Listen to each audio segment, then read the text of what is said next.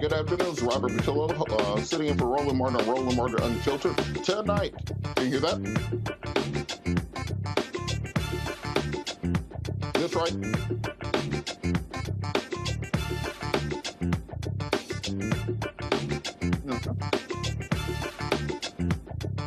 Okay.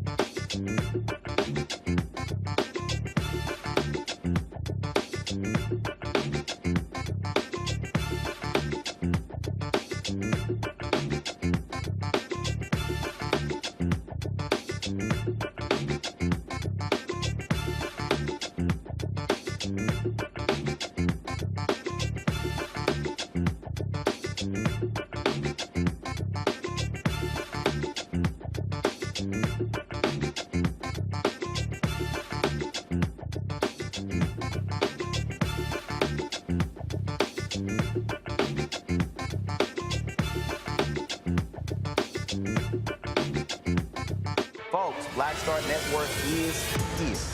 Hold no punches. I'm real revolutionary right now. Support this man, Black Media. He makes sure that our stories are told. Thank you for being the voice of Black America, Roland. Stay black. I love y'all. All momentum we have now, we have to keep this going. The video looks phenomenal. See, there's a difference between Black Star Network and Black-owned media and something like CNN. You can't be Black-owned media and be scared. It's time to be smart. Bring your eyeballs home.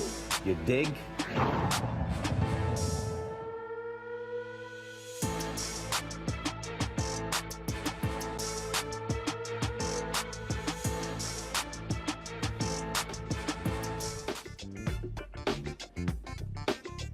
It's Wednesday, December 21st. This is Robert Patillo sitting in for Roland Martin on Roland Martin Unfiltered on the Black Star Network. Tonight, a local Texas nonprofit is urging the Senate to pass the Stop Human Trafficking law. We will talk to the president of the No Trafficking Zone, Bishop James Dixon, and the push to move the legislation forward. Also, Trump's political future is in shambles following the release of his tax returns. Of course, you know President Trump is facing multiple legal issues, including the criminal referral from January 6th committee, the investigation in Fulton County, Georgia, the investigation into the documents of Mar-a-Lago, the investigation in the Northern District of New York. We're going to talk about what all this means with Nola Haynes about the political future of Donald Trump.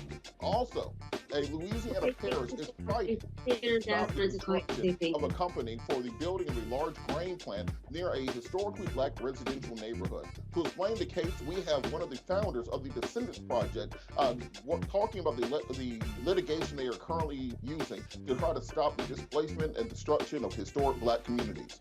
It's in our Tech Talk, we will be talking to the founders of a black-owned dating app that will be working to increase your chances of finding love this holiday season. It's time to bring the funk on Roland Martin Unfiltered live on the Black Star Network. He's got it. Whatever the miss, he's on it. Whatever it is, he's got the scoop, the fact, the find. And when it breaks, he's right on time and it's rolling. Best believe he's knowing.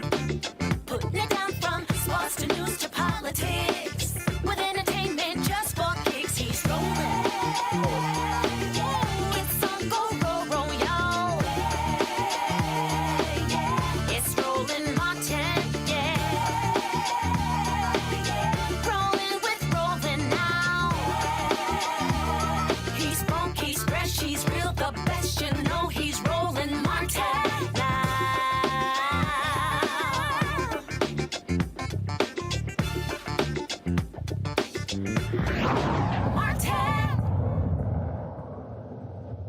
As all of you know, human trafficking is one of the most significant issues facing our community in this nation.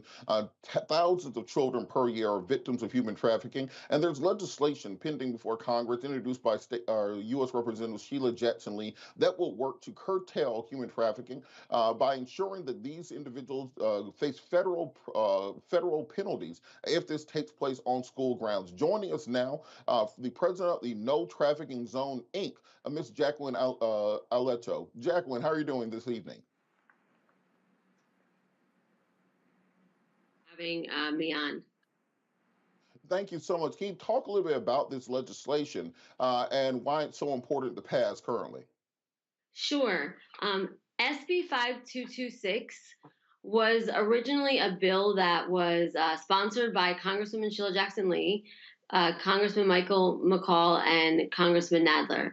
And what it was specifically designed to make domestic minor sex trafficking, which is sex trafficking of children on our school campuses that are being lured, groomed, and recruited into trafficking, a federal crime. And the reason why that is so important is because we see that these sex crimes are happening across our nation, and there are predators like Jeffrey Epstein that for decades really do not face a harsh penalty. But if it was a federal crime, then we would deter commercial sexual exploitation at least up to 30%, and make predators really think about if they want to buy and sell our children in the United States. Can you talk a little bit about kind of the weight and the breadth of this issue? Because I think we talk a lot about sex trafficking of children kind of obtusely. But can you talk a little bit about the statistics, the numbers behind this, and why this legislation is so crucial right now? Because our children are truly in danger. Yes, our children are in very much danger, and it is an issue that our media does not cover the way it should. So I really applaud you all for covering this. So I'm just going to read a few statistics, and these statistics go back a decade to now. There was a study in San Diego where 20 high schools participated in this study. Every single high school confirmed that recruitment was happening with students. Of those schools, 18 of them reported documented cases of sex trafficking victimization. 140 staff from the 20 high schools identified 81 confirmed reported victims, along with an additional 54 suspected victims. If that wasn't enough, they also identified 17 recruiters that were targeting their campus. They did a 3-year study by the University of San Diego and released in 2015 that between 8,000 and 11,000 victims, mostly underage girls, are trafficked in San Diego. It doesn't end there, sadly. The FBI, the Bureau of Investigations, also said for their high-intensity child sex trafficking areas are located in the state. San Francisco, Los Angeles, San Diego are consistently the high volume to national trafficking hotline. School campuses statewide have been impacted as well. Some predators are using school campuses as a new hunting ground. In Illinois, every year in the city of Chicago, 16,000 women and girls fall prey to trafficking. To put this into perspective, that is 2 women every hour of every day. 2 women and girls every hour of every day. This makes Chicago one of the United States' main trafficking hubs. In Virginia, Detective Wolf, who is a human trafficking detective, says he's been working on combating human trafficking and gang activity in the region for years. Detective Wolf has worked with victims as young as 9 years old. Most trafficking victims go to school every day and sleep in their own beds. Their trafficking occurs when they are when they are in school, and will maybe get back home at 8 or 9. Sometimes their parents don't even know. Human trafficking in the North Virginia area, high schools and some junior highs, are happening in every single school. That is in the state of Virginia. And then in the state of Texas, there was a report of 55% of sex trafficking survivors in Texas, while trafficked, said that they were trafficked during school or during school activities, or were approached by either students in school or former students who had graduated, that then introduced them to their groomers or their traffickers. In Florida, with Jeffrey Epstein, at least 32 identified victims by the Royal Palms High School. After that, the Herald identified 80 victims in 2018. So these are just in every state. The statistics are more alarming and more alarming. And I know it's hard for people to understand because we don't really resonate with the term sex trafficking. We should really call it preying. And what predators do is it's their job to prey on our children. And so what more place is in schools where there are all children to get access to them? I want to bring Bishop James Dixon into this conversation. Bishop Dixon, can you talk a little bit about why it's so important to pass this federal legislation against sex trafficking in our schools? Because I think most people already just assume this was a federal crime. Why is it just now coming up, and what are the blockades to it in Congress? Well, first of all, thank you for having us on today. We appreciate being on Roland Martin Unfiltered, and we appreciate access to the public's eye and ear and mind. That's exactly what's needed. The reason this has not been a federal crime on this level before is because too few of the American public has been educated on concerning this crisis. If you think about it, I'm a pastor of a church. There are over 80 to 90,000 black churches alone in the U.S., not to mention churches as a whole. Ask 90,000 black churches how many of us have a sex trafficking conversation once a year, twice a year, 3 times a year. How many of us have a sex trafficking ministry? How many of us have a sex trafficking conference? We don't. Most of us have not yet been educated. It's not that we don't care, it's that we're not conscious and competent. And so it's very important that we have opportunities like this to really expose the public to this dreadful scourge and evil. We're organizing around the nation in order to make that happen. Jacqueline Ludo is a champion for this cause, along with a lot of people who understand it, but we've got to grow that number. We need conferences, we need conversations, nationwide, city by city, county by county. In the past, no trafficking zone bills. It needs state, like we have in Texas. I'm talking to bishops and pastors in Illinois right now, Bishop Simon Gordon, and a number of people there in Chicago. They're ready to work with us on passing a no trafficking zone state bill. We need a state bill in Virginia, state bill in California, and we build that momentum. We can knock the door down and get a federal bill against trafficking in schools like the no trafficking zone bill. And going back to Jacqueline, what do you think are the holdups in Congress? It seems like something that should pass, 99 to nothing in the Senate or a voice vote in the House. Why is it so hard to get legislation like this passed? That is a really good question. Crimes against children seem to be very hard to get bills passed. Some people would say it's a $150 billion industry, so many people are profiting and participating from it.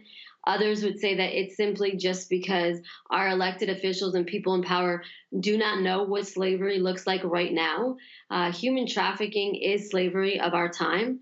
And so for them to understand it and understand the magnitude and how intricate it is seems really to be hard to wrap around elected officials' heads.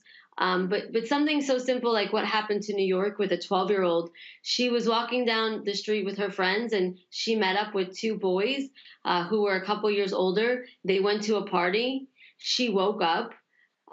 She woke up after having a drink and she was passed out. She was naked and she was being raped. And from that moment on, she was told that she was going to be sold into sex trafficking. It took her almost a decade to be found. But it was something so simple of going to a party. And I think that one of the hangups is with our nation, our elected officials, is that when we think of human trafficking or sex trafficking, we think this is happening in other countries, not understanding that domestic minor sex trafficking, buying and selling of children in the United States, within the United States, is a crisis. And it's a crisis just as big as the border. So it's a crisis that needs the same amount of attention, and not just amount of attention. Our elected officials need to put the power into federal legislation and strong legislation. Because if I'm a sex trafficker, and I know that if I sell drugs, I'm going to go to jail for quite a long time. But if I sell people, I'm not really going to get a harsh penalty and it's so lucrative. Well, then I'm going to buy and sell children. Bishop Dixon, we hear a lot of lip service about this in Congress and on the campaign trail. What will it take? What does community need to do to hammer this through? We see all this legislation getting passed during this lame-duck session. What does the community need to do to push these things through, particularly when you have in Congress somebody like Matt Gaetz, who's currently accused of doing exactly this, paying a 17-year-old for sex? How do we push this through Congress when we have people like that standing in the way? Well, it means that we're going to have to really double down. I've not yet seen the kind of movement that's necessary. It shouldn't take all of that. You're right. It shouldn't take all of that, right? Anybody in their right mind knows that it should be illegal and punishable in significant ways to traffic a child, to sell a child for money. That's slavery, and it's the abuse of the worst kind. We're treating our most vulnerable like their property and like their products for sale. That's unacceptable in a civil society anywhere on the planet, and should be here in the U.S. We've got to go to the front door of every congressperson, every senator who opposes passing these bills. In this instance, Senator Dick Durbin in Illinois killed this bill.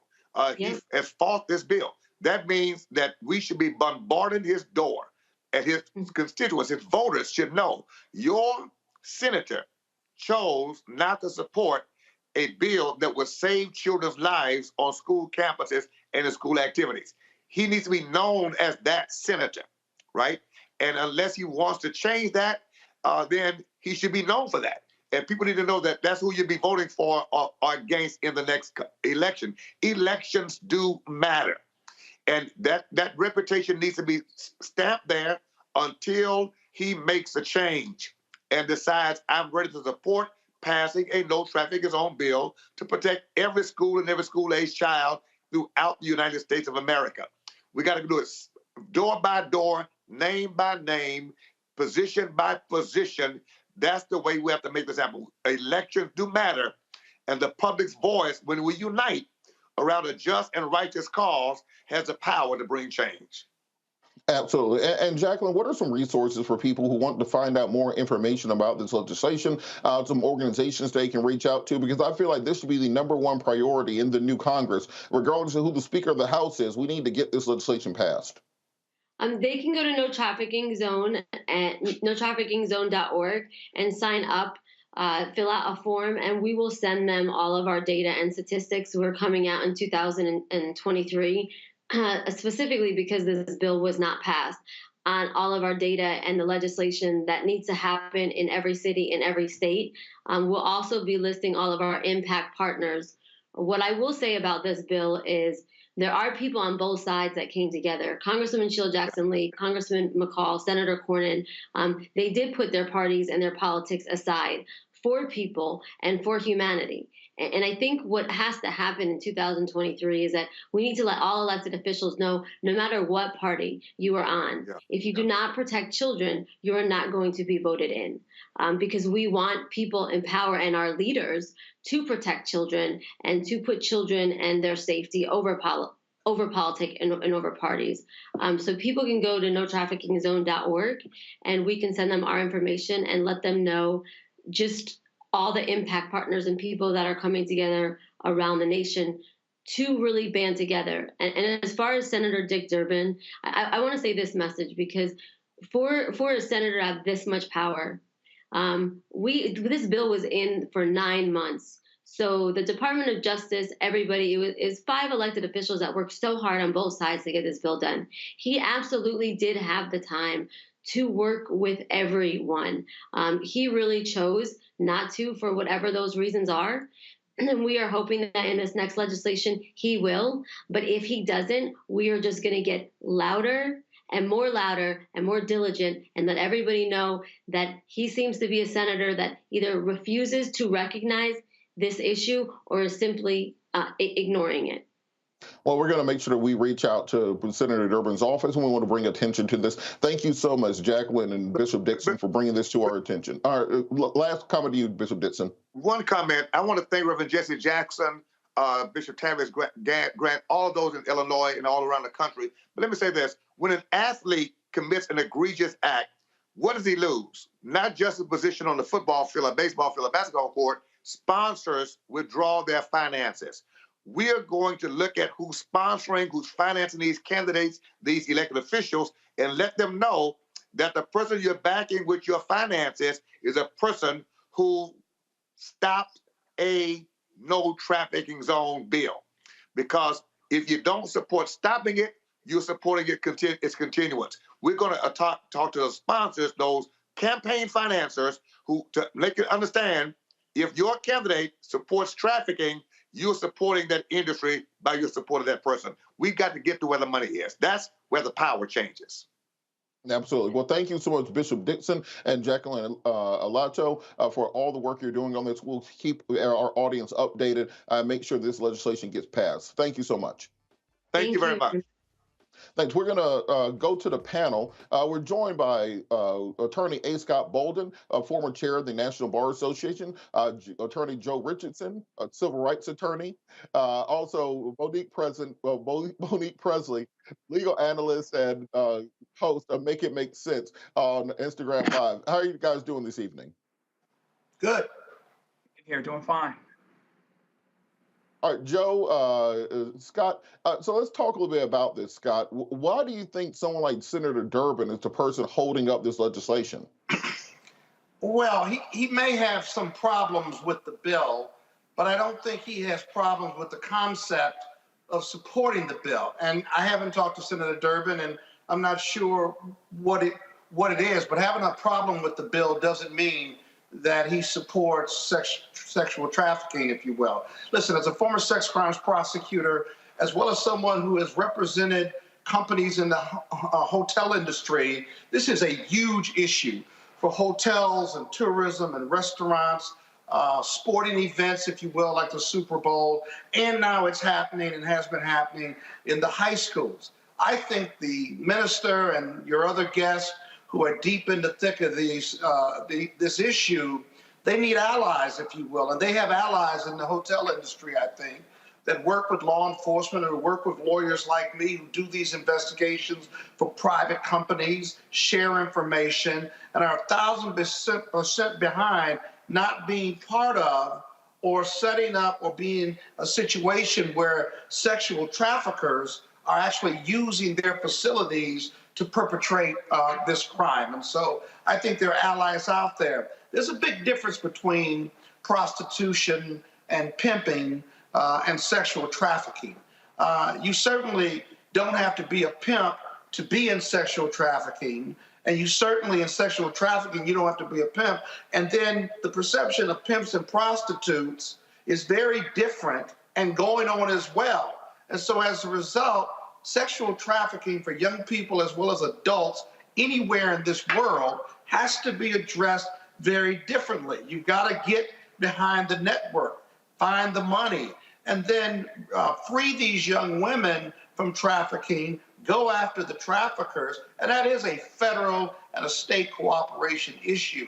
And so I think we can get there. I like the bill because I think it brings it to a federal level, but most elected officials, most federal officials, when they hear sexual trafficking, they think about some big international network. It doesn't have to be that, or they think about pimps and prostitutes, which is not the case when you're a sexual trafficker or you've been victimized or you're a woman who's being sexually trafficked. It's a very big difference. And so I applaud the legislation. I also applaud your guests that you had on, but they got allies out here and they need to reach out to their allies and push this bill through. Joe, why do you think that there's not a bigger national conversation on this issue of sex trafficking? Because I think a lot of people think, as Scott said, that when you're talking about sex trafficking, somebody pulls up in a big white van, throws a little girl in the back and drives off. But that's just not the modern interpretation of it. You know, I've talked to young women and worked with young women who had no idea they had even been sex trafficked. They thought they were going on a trip with their boyfriend. And that's you know that they are deep into the world of, as Scott said, prostitution and sex trafficking. What do we need to do to raise awareness about this in all communities, not just Black communities around the country? We are often, it's good to be with you both, we're often penalized for what we don't know. It's a little bit of a different thing, but I am right now representing a family whose daughter was sexually trafficked right out of the home that she was in. And she was 16, 17 years old.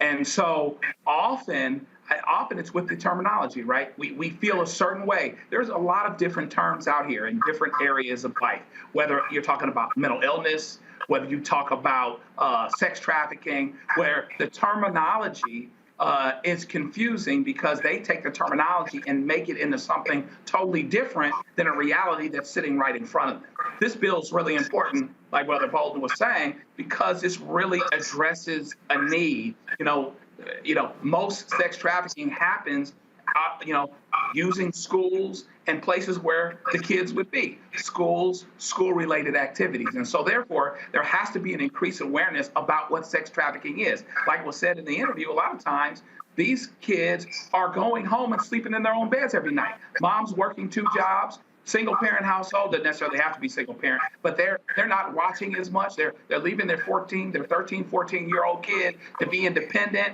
et cetera, and whatever is happening, and they have no idea that their child is coming home every day and being sex trafficked.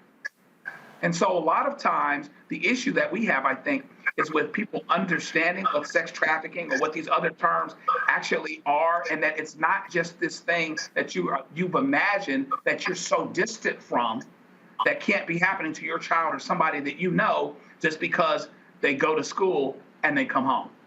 They're not kidnapped, but they might be kidnapped in their mind. They might be restrained in their activities. They're coming and they're going, and a parent that's busy just trying to make it might not catch it.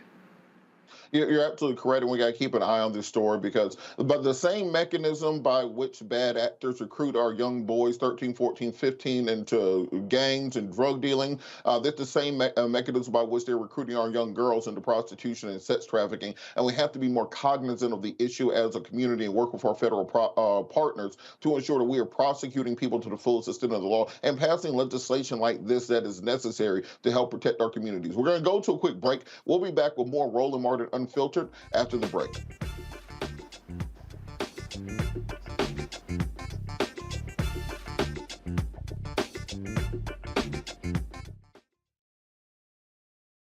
I'm Deborah Owens, America's Wealth Coach, and my new show, Get Wealthy, focuses on the things that your financial advisor and bank isn't telling you, but you absolutely need to know. So watch Get Wealthy on the Black Star Network. Hi, Hi, I'm Dr. Jackie Hood Martin, and I have a question for you. Ever feel as if your life is teetering and the weight and pressure of the world is consistently on your shoulders? Well, let me tell you, living a balanced life isn't easy. Join me each Tuesday on Black Star Network for A Balanced Life with Dr. Jackie. We'll laugh together, cry together, pull ourselves together, and cheer each other on. So join me for new shows each Tuesday on Black Star Network, A Balanced Life with Dr. Jackie.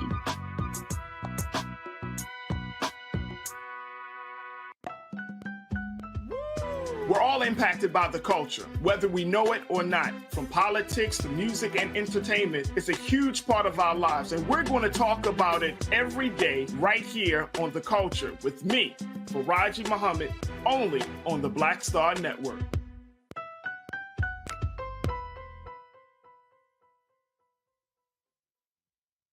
Pull up a chair, take your seat. The Black Tape with me, Dr. Greg Carr, here on the Black Star Network. Every week, we'll take a deeper dive into the world we're living in. Join the conversation only on the Black Star Network. My name is Charlie Wilson. Hi, I'm Sally Richardson Whitfield. And I'm Dodger Whitfield. Hey everybody, this is your man Fred Hammond, and you're watching Roland Martin, my man, Unfiltered.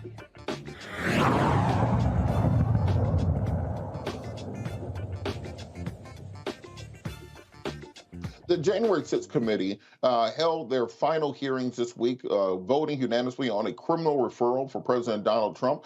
They have not released their full report yet. It's been delayed and may be released tomorrow. But we wanted to talk a little bit about what this actually means for the political future for President Donald Trump, who has already said this is a kangaroo court, who has already worked to invalidate any of the findings of the January 6th committee. And remember, even with everything that we saw previously, Republicans came within only a couple points of taking control of both the House and the Senate this year, and it's very likely they'll have a strong challenge in 2024, whether it's President Trump or someone else. To talk a little bit about the political future of President Donald Trump, we're joined by Dr. Nola Haynes from Georgetown University. Dr. Haynes, how are you doing today? Thank you so much, and happy holidays. Happy holidays to you also. So, you know, we've been playing this whack-a-mole in this country for the last half decade about whether or not this will be the thing that gets Donald Trump. Is this the thing that will get Donald Trump? Listen, I'm going to tell you what the nuns used to say and what my papa used to say. Empty wagons make the most noise. Listen, credibility, and homie ain't got none. That's all I have to say. I mean, you know, he's going to make noise. He's going to sell more of his little superhero cards. But at the end of the day, I think, I think that people understand that he's more of a liability than he is helpful on the campaign trail. And to your point, yes, there were some people that came very close to winning, some very tight races. But at the end of the day, it's first past the post. And because I think they had such a large anvil dragging behind their candidates, they didn't get past the post. And at the end of the day, that's what it comes down to. I'm really not trying to pay no dust to, his political future or not. I'm more focused on where the country is going and excited for where it's heading. So what do these charges against President Trump mean, or the criminal referral for President Trump? Can you kind of break down each of the referrals against him and what the Justice Department will need to do in order to actually prove them? Well, I have a thing where I try not to come across as an expert in areas that I'm not an expert in. So I'm not a lawyer, but I will say, I've taught enough policy and law classes, and I do have a larger understanding of some of these things. And so the first thing that people need to understand, the referral does not mean that the DOJ will automatically will actually prosecute. So that's one thing that people need to understand. I've been kind of explaining that quite a bit today because I feel like there's some confusion when it comes to a referral and when it comes to what the actual action is of the DOJ. And so, these are very strong. This is a very strong referral. You're seeing things like obstruction. You're seeing inciting an insurrection. This is unprecedented. And I think to your earlier question, when we think and talk about the former president, we have to understand he is an extreme outlier. Norms do not apply here. So there's a lot of conversation about precedent, that this is unprecedented, that it will, do damage to the norms in terms of, presidents and how they act and how they behave. No president, not even Richard Nixon, has come close to the amount of damage that the former president has done to the country and to our reputation abroad. There are national security implications here. There are foreign affairs implications here. But, to your specific questions about the 4 charges, the one that stuck out to me was, the January 6th committee went there, and they are really tying him to this insurrection. If for people out there who watched the January 6th committee hearings, season 1, 2, and 3, I was glued to my television having multiple conversations about it. And then recently, their referral, this is serious business. And I still think about Cassidy Hutchinson's testimony. It was pretty powerful. And I think that if the DOJ does go ahead and decide to prosecute him on even just one of these charges, he's in big trouble. Now, speaking of precedents, people have been comparing this to Richard Nixon and his impeachment and the subsequent pardon by President Gerald Ford. And I've heard Geraldo Rivera on Fox News say that, well, even if Trump is convicted, that President Biden should pardon him for the good of the nation to bring the country back together. Do you think that going forward we may see President Biden pardon President Trump to try to stop his supporters from potentially doing a January 6th style insurrection, but on a national level? I'm going to try to keep this cute, but as a national security professional, I have got to tell you, I believe that he is a national security risk, and it goes beyond what's going to heal the country are consequences. Like I said, this president was such an outlier. We cannot think about him the same way that we thought about Nixon. Compared to Nixon, Donald Trump is kind of like the teenager. Richard Nixon is like the teenager who stole a pack of gum, compared to some of the crimes that have been leveled against the former president, Donald Trump. I think people really need to stop thinking about this situation in terms of norms or what has happened before. Precedent does not apply. Precedent does not apply in any sense of the word regarding this man. And honestly, in my personal opinion, the only thing that's going to heal this country are consequences, because it's going to do 2 things. Not just give Americans that sense of, no one is above the law. I think that's first and foremost. And it's going to really set an example for those, who might be trying it. And then actually there's a third advantage, as a national security foreign policy person. The damage that was done to our reputation internationally, the Biden-Harris administration has done a great job at trying to repair that. And we have to stand by our own word. If we say no one is above the law, we need to stand on that, because eyes are watching us around the world. A lot of damage was done in the prior administration, and there's a lot of repairing to do. So if we really mean that no one is above the law, you have to go ahead and prosecute this outlier to the fullest extent of the law. And I mean that from the bottom of my heart. We cannot think about this man the way we have traditionally thought about presidents. I'm done with that.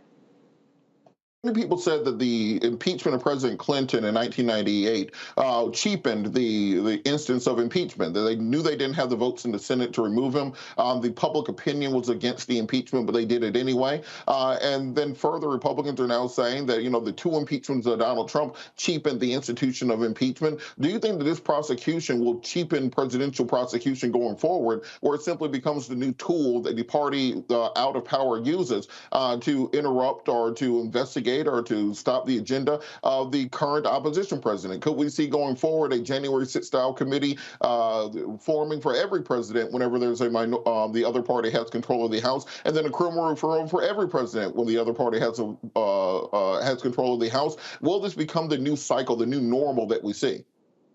And see, this is what's dangerous, and this is what makes this a security risk. The fact that we are talking about this as if this is not an unusual set of circumstances.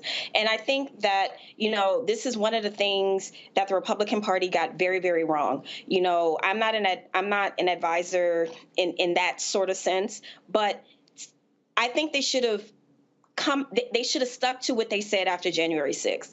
If they would have not thought about how he was going to perform on the campaign trail versus saying, you know what, we all watched what happened on January 6th. Some of them were there. They heard what was said on the dais. They saw the tweet from December 19th. This is a very different situation. We cannot normalize this. And to your point, I understand what you're saying. I would think that it's more about fatigue than it is about, using this as a tool to get back at your enemies. By framing it that way is to take away the level of seriousness that this is. To have a person who thinks because you are the president, you can act unilaterally without any consequences, that is the dangerous precedent.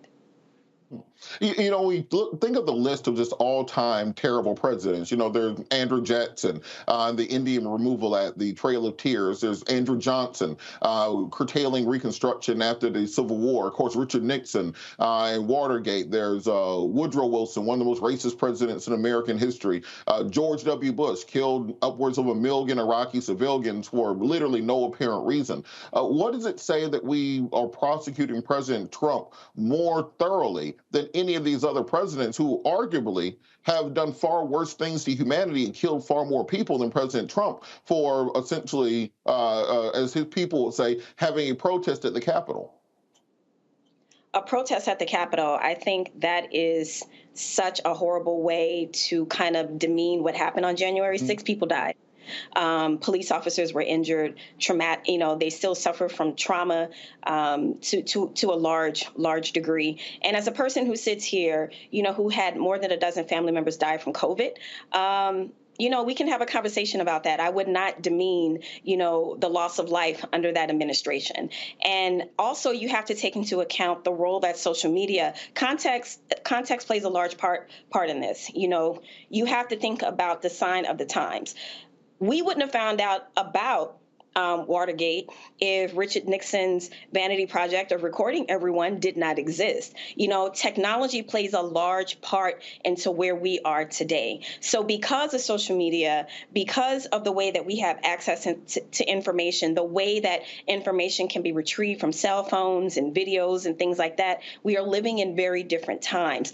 And I think without contextualizing the rest of the presidents, because yes, you can line them up, today is a very different day. And because we have access to different types of information, different types of intelligence, it absolutely makes sense to me in the age of social media that, we have more access to some of the things that the former president has done. And I just want to say one last thing. I was home in New Orleans for Mardi Gras in 2020. And that is right before COVID hit. And one of the things that the mayor of New Orleans said over and over and over is that she got the green light to go ahead with Mardi Gras, that it was fine. It was not fine. I lost 13 family members. And I need people to understand, to go ahead and say that, this president lost more lives, that president, we're talking about lost lives domestically. And not to dismiss any lives lost foreign, but we're talking about domestically. And I think that last comment kind of really upset me. So that's why I'm kind of going back to it, because I don't want to disrespect anyone who has lost people during COVID, including my family. You're absolutely correct. And kind of just the last question before we leave. What will it mean if the Congress does not or the DOJ does not prosecute President Trump for this? We've already seen the Trumpites, Carrie Lake, Herschel Walker, others denying their elections. What will happen if we do not hold President Trump accountable for this? It would be a huge missed opportunity. I think it would tell the United States and the rest of the world that, yes, presidents are above the law, that, yes, they operate with immunity and they can operate like monarchs. And I think that that's the dangerous precedent. Like I said, when we started this conversation, that's the precedent we should be worried about, the only one. We need to hold everyone accountable. No one is above the law. Thank you so much. Dr. Nola Haynes, Georgetown University, thank you so much for joining us today. Thank you. Thanks. Let's bring the panel back in. So, Scott, what do you think is going to happen with the DOJ? We've seen Merrick Garland be cagey and very measured when it comes to prosecution of the president, even the statements on prosecution of the former president. Do you think this will actually result in actual criminal charge against President Trump? Well, that remains to be seen. The criminal referrals from the House HR report is relevant, probative, and material but it won't be dispositive of what DOJ does. DOJ is investigating these same underlying facts and prosecuting the insurrectionists already. They have a special prosecutor investigating Trump's conduct in the January 6th insurrection, and DOJ will accept that material, review it, but review it in regard to what they have covered already in their investigation. How does it fit within their set of facts that they have? And then politically, remember this, the DOJ early on in this January 6th committee investigation was not cooperating with the committee. They didn't want the committee formed at one point, and then it got formed, it was moving forward, and then the committee would not share its information with DOJ. So the politics between the committee and DOJ have not been as clean as you would think and cooperative as you think they should be. Now that the report is done and they're now turning over this material, it will be added to the investigatory results DOJ has. But in the end, DOJ, if they bring charges against Donald Trump, and I anticipate that they will, at least there's enough there for them to do it, I anticipate that they will, then DOJ will bring its own charges and explain what its evidence is at a press conference, and then they'll have to go prove this case beyond a reasonable doubt in federal court. That's super important, because if he's acquitted, then all the work that has gone in with the committee and DOJ will be for naught. But more importantly, it sends an awful message, optics and substantively, an awful message in regard to presidential misconduct and the lack of holding president's bad behavior for accountability purposes. So this isn't over. It's over in Congress, but it's not over with DOJ.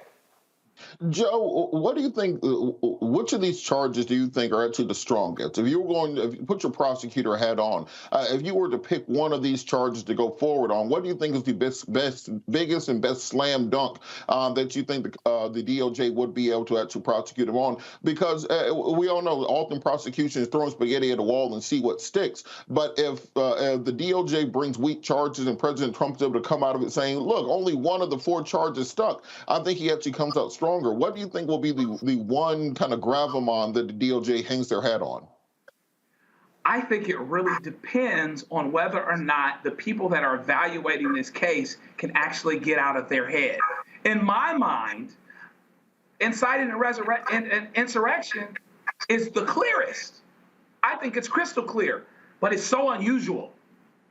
It never happens. It's very, very rarely used. It hasn't been used since the Civil War. And if you can't get around that notion, how could it be so clear that something that hasn't been, prosecuted for 150 years or so is being prosecuted now? And should we actually connect to that from the DOJ standpoint? Should we actually bring this? How are people going to respond to this? That can be preclusive by itself, the lack of familiarity. But the irony is that I think that that's the clearest. That's the most obvious example. That's the most obvious manifestation of what actually happened. You can take his words. You can take cell phone messages and text messages. The special counsel who has really put his foot on the gas once he got involved last month is really taking this down the road. And by the way, Pete Aguilar, somebody I know, he's my congressman. I've been in the room when he's at fundraisers talking about the fact that they have staffs of former DOJ lawyers, former prosecutors. They're putting this thing together the right way, actually. And so the question becomes whether or not people can get their mind wrapped around the notion that this is so unusual, but that doesn't mean that this is not necessary for consideration for a criminal conviction, et cetera, because we haven't convicted anybody else. And to the point that the doctor just made a few minutes ago, the things that happened with COVID, the incompetence with which this presidency was gone about should be criminal in and of itself. But that's not what they're bringing. He killed a lot of people. He helped a lot of people die. He sped a lot of people's demise through what happened with COVID, or what should I say, what didn't happen. But the fact of the matter is, the inciting of the resurrection, frankly, is the clearest. That's what we've been talking about. The January 6th committee is about what? I keep saying the resurrection, but the insurrection. And so that ought to be the clearest, but because it's so unusual, and because people may be unfamiliar, and because of the underlying notion, will 1 out of the 12 people or the 10 people that are on the jury actually be connected to this underlying thing where they don't want to believe that a president ought to be convicted because they think it sends the wrong message. So you've got a lot of things. You've got to do what's right. But I think the unfamiliarity here may be the biggest obstacle, even though that may be the clearest charge. You know, I think this is a very tough decision. I would not want to be in Merrick Garland's shoes for this, especially when you have all the other investigations into President Trump. This is absolutely something we have to monitor because, you know, if you do this incorrectly, you convict Donald Trump on one count, then Don Jr. announces he's running for president. He wins on a platform of I'm going to pardon my dad. He pardons his dad, makes him vice president, resigns. We still got President Trump again. You can put nothing past the Trump era of American politics. We're going to be back after the break. You're watching Roland Martin Unfiltered on the Black Star Network.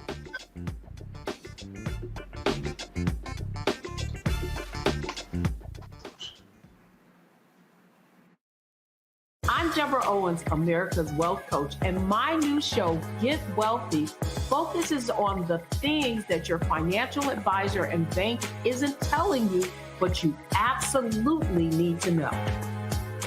So watch Get Wealthy on the Black Star Network. Hi, I'm Dr. Jackie Hood Martin, and I have a question for you. Ever feel as if your life is teetering and the weight and pressure of the world is consistently on your shoulders? Well, let me tell you, living a balanced life isn't easy. Join me each Tuesday on Black Star Network for A Balanced Life with Dr. Jackie. We'll laugh together, cry together, pull ourselves together, and cheer each other on. So join me for new shows each Tuesday on Black Star Network, A Balanced Life with Dr. Jackie.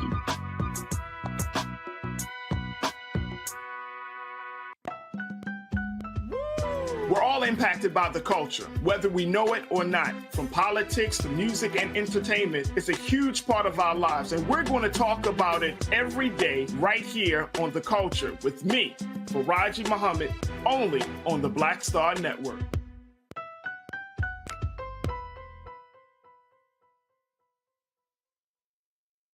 Pull up a chair, take your seat.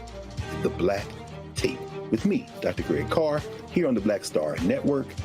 Every week, we'll take a deeper dive into the world we're living in. Join the conversation only on the Black Star Network. My name is Charlie Wilson. Hi, I'm Sally Richardson Whitfield. And I'm Dodger Whitfield. Hey everybody, this is your man Fred Hammond, and you're watching Roland Martin, my man, Unfiltered.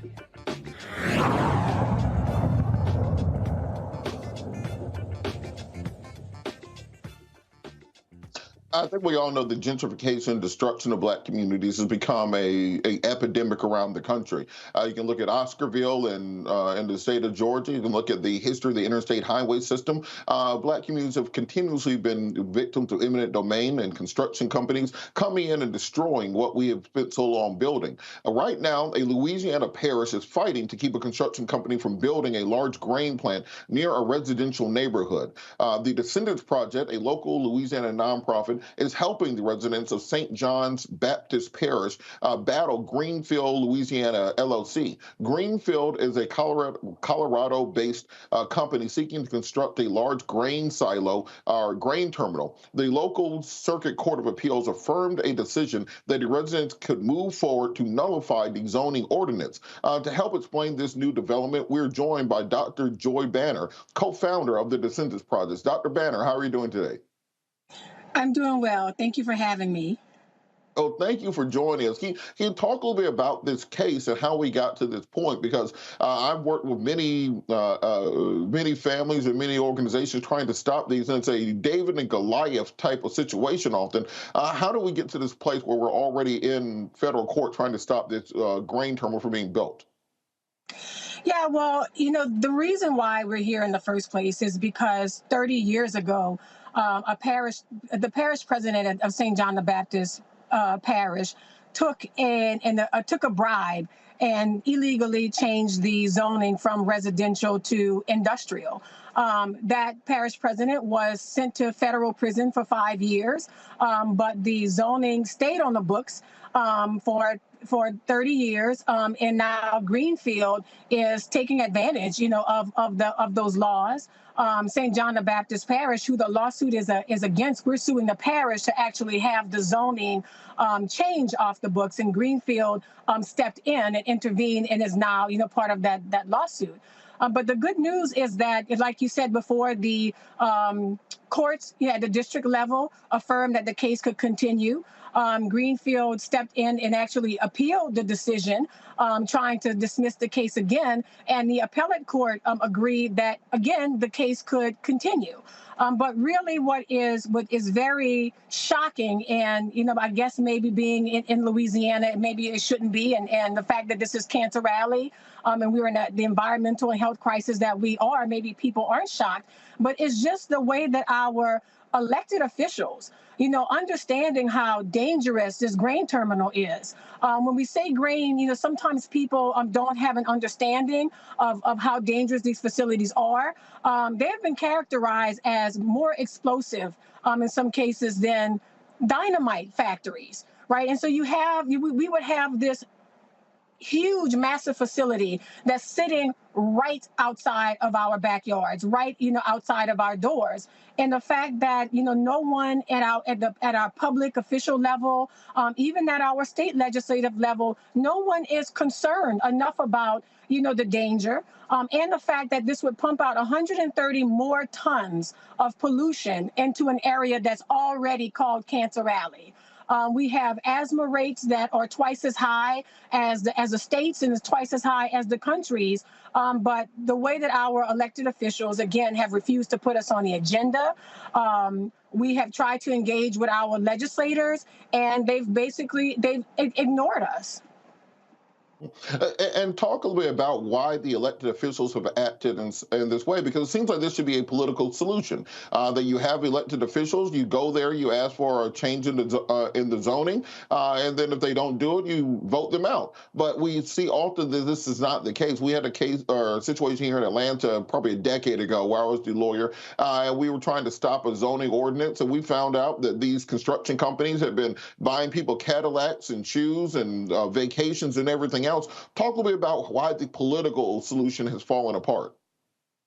Yeah, and it's unfortunately because the way that industries work is they engage with our elected officials first. They get the approval, they get whatever relationships, whatever has been promised, they get that worked out first. And then these public officials, instead of doing what's in the best interest of the public, they're instead acting as an arm, an extension of these companies. And so for us, the most shocking, for us even involves our port of South Louisiana. This is bizarre, what we found out. They have actually stepped in. That's the port, which is a board that is appointed by the governor. It's a public serving board. It's a political subdivision. But on paper, essentially, the port has agreed to buy the Greenfield grain terminal, at least on paper, so that Greenfield will get a $209 million tax deal over 30 years. So that money, instead of it going to the schools, instead of it going to, resources, infrastructure that we need, resources for flooding protection, for our senior citizen community, that would be wiped off the books for them. And this is done in full participation and collaboration with our Port of South Louisiana. They've done this with some really suspicious, in my opinion, some very questionable tactics that seem to be in violation of open meeting law. So it's not publicly, available for us to even see. Has been done with little documentation, has been done with little record keeping. It's amazing that, a company could be allowed to get $200 million of taxes essentially wiped off the books, yet we don't even have a paper trail. We don't even know how the decision was made. So again, it is our elected officials, our leaders being more loyal to these companies and let's be, probably to what they're getting from these companies rather than being concerned about citizens. You talked a little bit about the environmental and health effects of putting a terminal like this near a historic Black community, because it's not just the terminal being itself. It is the hundreds of 18-wheelers that are going to be coming through that area every day, spewing pollution and diesel fuel. We talk about the processing of grain. If you get a chance for the viewers, just look at the Lebanon grain terminal when it exploded a few years ago with the force of nearly an atomic bomb. It nearly destroyed that port, because once grain is oxidized, all it needs is an ignition source and pressure being inside of a silo, and you effectively have something the equivalent of the Oklahoma City bomb, which was an ammonium nitrate bomb. In addition, when grain ferments, it leaks dangerous chemicals into the water supply, the groundwater supply. Talk a little about the health effects that people are worried about and why it's so important to stop this from being constructed. Yes, and thank you for being so informed about the dangers of grain. But yes, like you said, it takes a layer of dust as thin as a sheet of paper to be dangerous enough to explode. There was a grain explosion and fire 2 days ago in Michigan. They explode all the time, and the really frightening part about it is that in a lot of those cases, you can't determine why exactly did these grain terminals explode. So yes, I mean, they explode all the time. Also, just the air that we would be breathing in. So we're breathing in all of the fumigants, the fertilizers, all of the chemicals that are being used on the grain. The dust itself contains pieces of metal fragments, which is sometimes the reason why these grain terminals explode, because it scrapes against metal and it causes an explosion to happen. So yes, we would be breathing in things like excrement from animals, from dead insect parts, dead rodent parts. So all of that, again, in Cancer Rally, in region where we have been begging, pleading, with our government officials, with people in charge of protecting us, to come in and help us, right? And we have, studies that show over and over again that environmental racism is real, that Black communities, historic Black communities like mine, whose, people are descended from the plantations that still surround us. And in which case, many of these plants are literally on the grounds of plantations. That's the reason why our burial grounds are in danger, including, burial grounds at the Greenfield site. That's why we, are often targeted. So again, we are just pleading, for our elected officials to step in. But even if they don't, we've taken the responsibility as private citizens, which should not have to be our responsibility. These elected officials have the power to do something, and they don't. But the good news is that the work of communities like mine, we actually have an EPA investigation into permitting, including one of Greenfield's permits. So it's an unfortunate situation, but we're going to continue fighting. We have no choice but to fight, and we're in it for the long haul. How has the federal government been either assisting or have they not been assisting in this? Daniel Blackman's of the EPA for the Southeast region. Have they worked with you to try to determine how to stop this? Have your congressional representatives been responsive? Because we want them to find a solution to this, not in addition to bringing attention to the problem. No, our legislators, our representatives and senators, unfortunately, have been very disengaged. And, these are Louisiana, predominantly African-American for this region. And it has been really, very disturbing, but more disappointing, I should say, that our elected officials, I mean, we've reached out to some and they've not, engaged with us, or they say they're going to meet and they don't, or they know we've put this story out, put this, the situation out in the media enough, and we are not getting any engagement or any outreach. What happens in Louisiana, as it does in a lot of places, is that it becomes an economic development or these industries come in and they use jobs, as a reason why. They promise us jobs. And they make us think that we can't get jobs or we can't get economic development that doesn't require Black communities and Black people to be sacrificed. This is not a sacrifice zone. And we can attract industries that, have community input. We can go out and we can find, things that work for our community. But we have a very rich parish.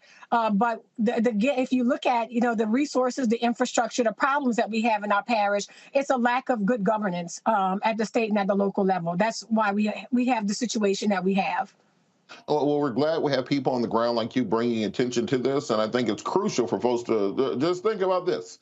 When grain ferments, it turns into alcohol. That's where liquor comes from. If you put fire to liquor, you get an explosion. That is what putting a giant grain silo into a community does. You're putting a literal bomb into the middle of a Black community. Thank you so much, Doctor, for all the work that you're doing and for bringing attention to this. We're going to make sure we follow up on this to make sure the people of that community are protected, and hopefully we can bring in our federal officials to put some pressure to move this to a less populated zone. If it was a good idea, put it by the rich people and see what they have to say about it. Thank you so much for joining. That's right. Thank you so much for having me. Thank you. We're going to be back after the break on Roland Martin Unfiltered on the Black Star Network.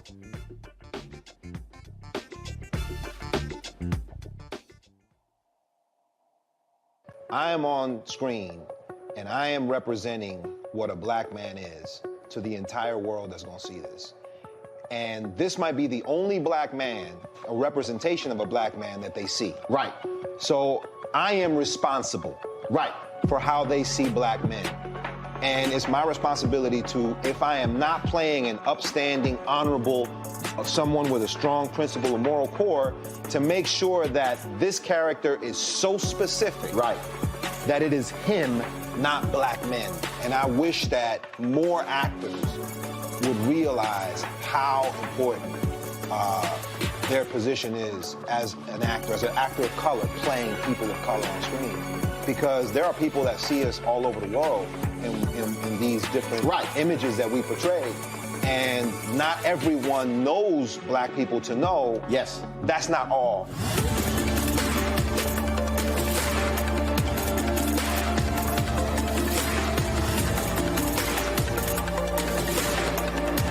I'm Deborah Owens, America's Wealth Coach, and my new show, Get Wealthy, focuses on the things that your financial advisor and bank isn't telling you, but you absolutely need to know. So watch Get Wealthy on the Black Star Network.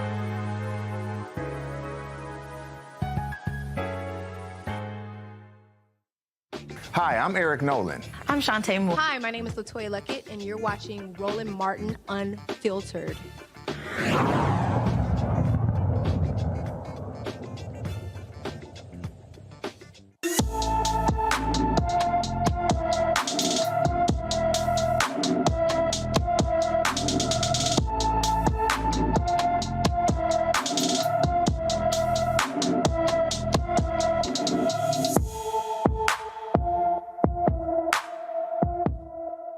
Today on Black and Missing, Talia Lovett has been missing from her Smithfield, Rhode Island home since December 14th, 2022. The 16-year-old is 5'7" tall, weighs about 160 pounds, with brown hair and brown eyes. Anyone with information about Talia Lovett is urged to call the Smithfield, Rhode Island Police Department at 401-231-2500. And we absolutely want to make sure that we bring attention to our young people who are missing, that are not being articulated about and paid attention to on national news. So if you have any information in that area, please be sure to reach out to the Smithfield, Rhode Island Police Department.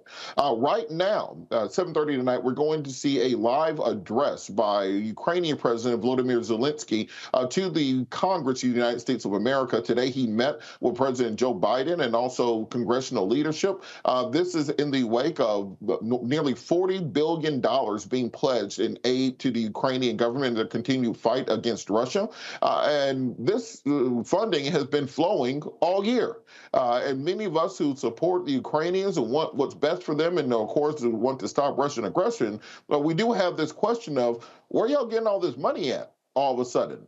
And if you look at what's been happening during the lame duck session of Congress, we've seen continuously bipartisan agreement after bipartisan agreement.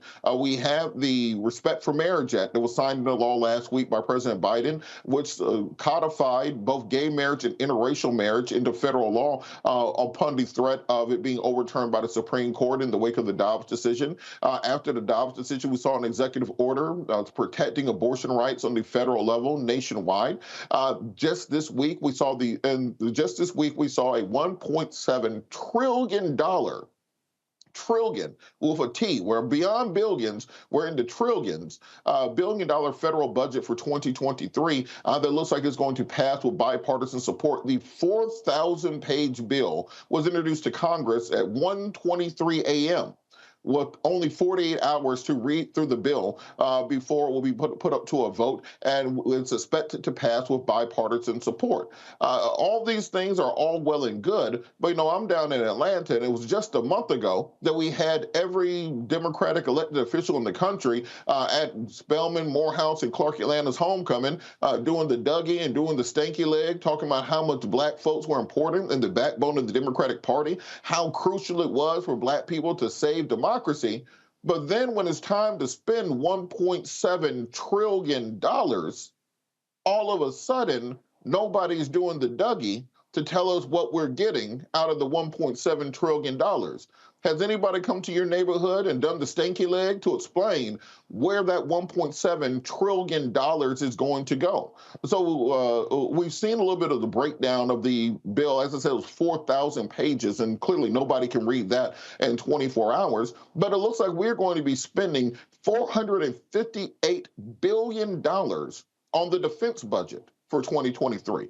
To put that into perspective, the Biden administration only asked for $813 billion for the defense spending bill, and Congress went ahead and added another $40 billion to that. This is more than the next 5 nations on earth combined.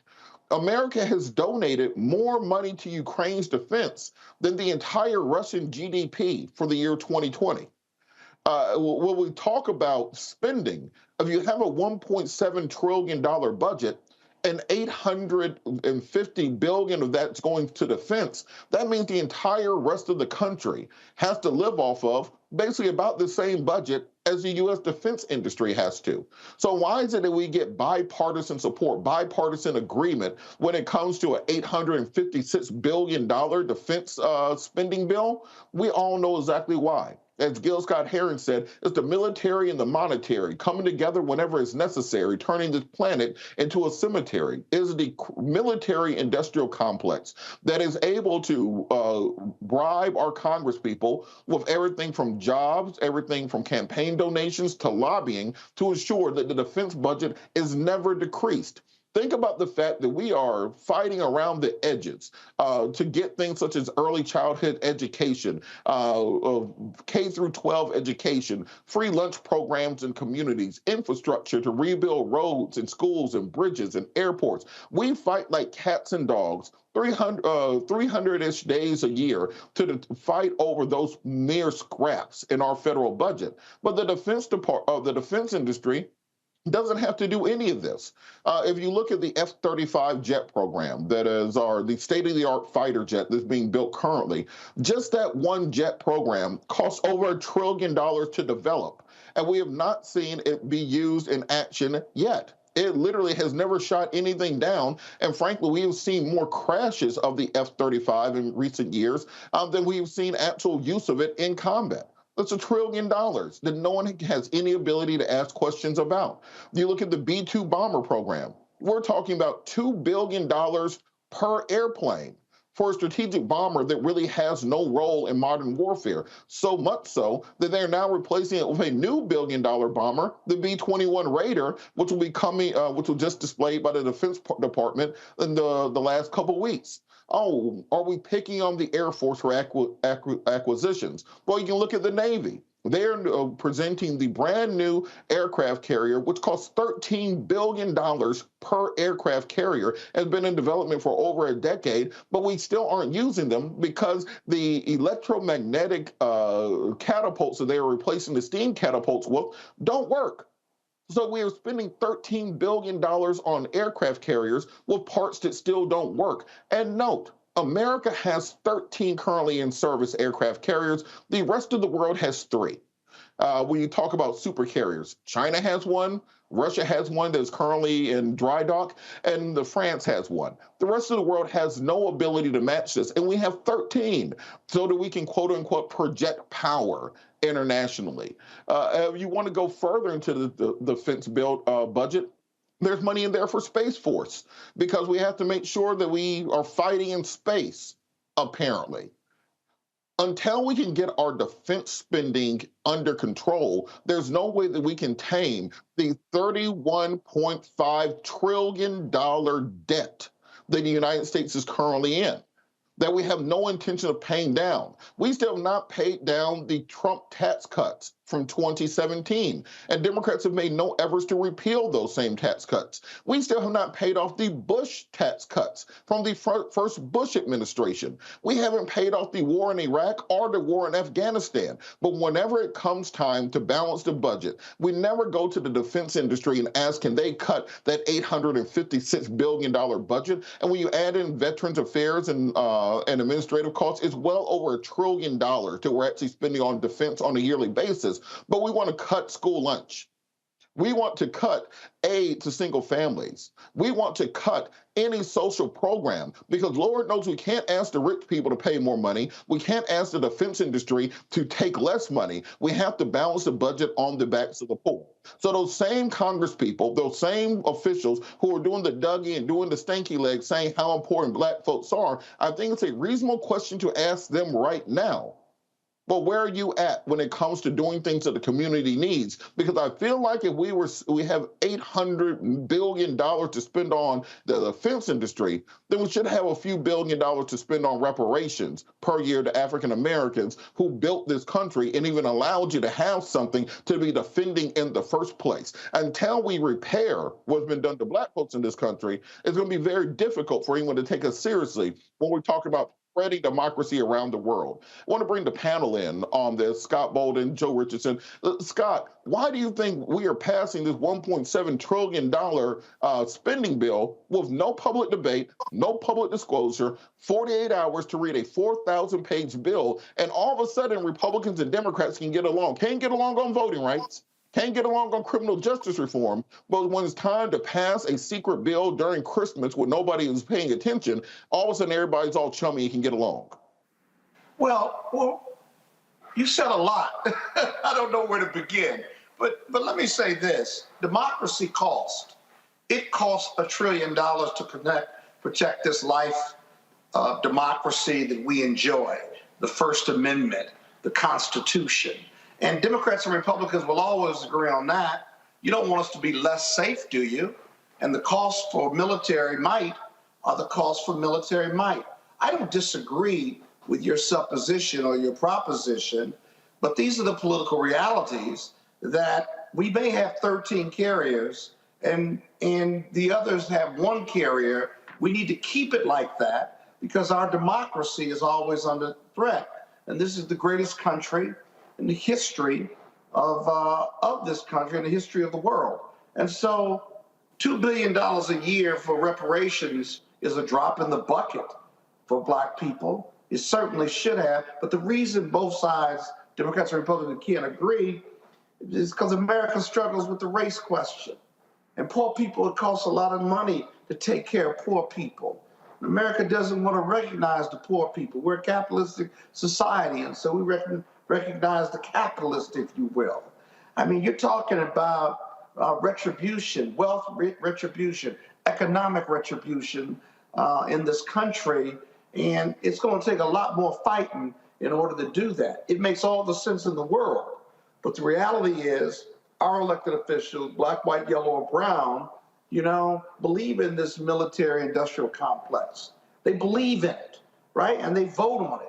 And so they may not have read the bill, but this bill has been negotiated for some time. If you don't vote on this bill in a positive way, then the government's going to shut down and you'll have a financial disaster in the private sector and public sector. So that's why it's going to pass, and that's why it makes sense. But Scott, why didn't they say that, 3-4 weeks ago when they were down here at homecoming doing the stanky leg and Dougie, talking about how important it was to defend America? Why didn't they say, well, we need you to get out here and vote so we can have a majority so we can pass $1 trillion in defense spending and tax cuts for rich people? They didn't mention any of that. They were doing the side to side, doing the little Beyonce dance and stuff. Why weren't they doing that? I was at Morehouse homecoming. Who did you see doing the stanky leg? I didn't see anybody doing the stanky leg. What are you talking about? They were doing a whole lot of... Kerry Washington were right there at homecoming doing the stanky leg and the Dougie. I'm not making it up. I was there. But Kerry Washington can do whatever she wants to do as far as I'm concerned. But uprightness and beauty. But here's the deal.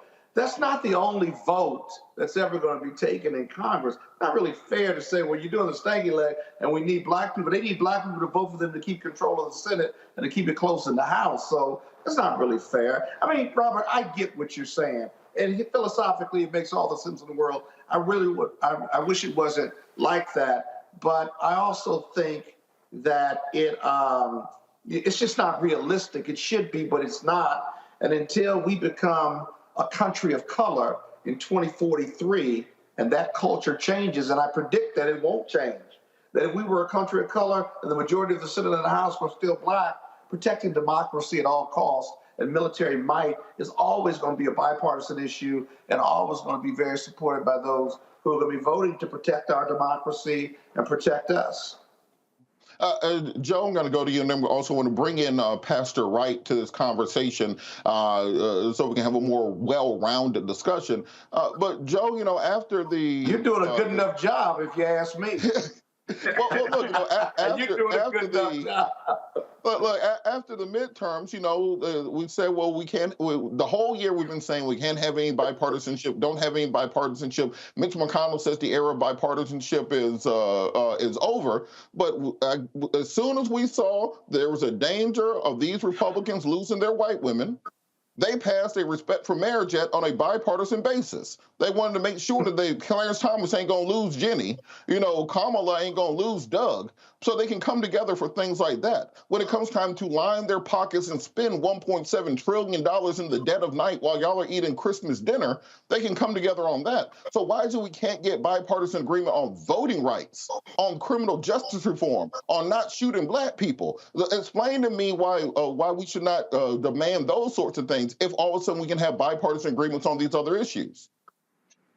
Not inconsistent with the previous point, the fact is all of those issues that they should be progressing on, you have to make an acknowledgement in order to do that.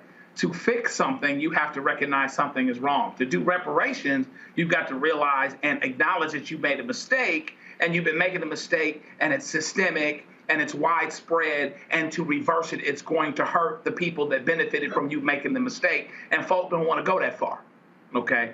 And so, again, the country is changing. It's changing quickly, and those issues that you're talking about are issues that morally and legally we ought to be doing something about, but it gets to the heart of this whole change thing, of this whole being outnumbered by people that don't think like us and people that don't look like us, at least don't look like us. We think very alike more than we would acknowledge, when we get together and have conversations and that type of thing. So there have to be a recognition made there, right? And yeah, there is this military industrial complex. That's why we want to feel safe. We want to be safe. People, black folks in the military would support that. But to your point, what we'd have to do, or black people that feel safer, being able to say this is the greatest country in the world. I absolutely believe that there are things that we have done that no one has done, but, being the leader of the free world and all of these other things, there's no election to be the leader of the free world, the President of the United States, to be considered the greatest. Oh, we took a survey, and this is how it came. There was this objective evaluation of what makes you great and who's the greatest. Well, it starts off with who's the most powerful, right? It starts off with who's the most mighty, right? And then that ends up being our starting point, and we kind of go from there. But to your point, there has to be some priority for things that need to happen as well, things that protect us and that help us in our existence. It didn't help me necessarily that I'm in the greatest country in the world if I get pulled over because I got on a hoodie and I'm driving my $50,000 Acura. It didn't necessarily help that time in that moment, right? And hopefully that doesn't happen where now, we go and we're doing the, Pledge of Allegiance and singing the Star Spangled Banner, but y'all forgot the second verse wasn't written for us.